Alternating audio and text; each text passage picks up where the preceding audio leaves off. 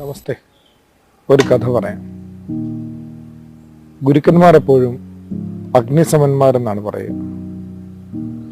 അവരുടെ സമീപം എത്തുന്നവർക്ക് നിശ്ചയമായും ചൂടും വെളിച്ചവും ലഭിക്കും. എന്നാൽ ഒരു പറ്റം വിറകുമായി അഗ്നിക്ക് സമീപം എത്തുന്ന ഏതൊരാൾക്കും കൂടുതലായി ചൂടും വെളിച്ചവും ലഭിക്കും എന്നതുപോലെ തന്നെയാണ് വർദ്ധിതമായ സമർപ്പണത്തോടെ ഗുരുവിൻ്റെ സമീപമെത്തുന്ന ഏതൊരു ശിഷ്യനും കുറെ കൂടി ചൂടും വെളിച്ചവും ലഭിക്കുമെന്നത് നിശ്ചയമാണ്.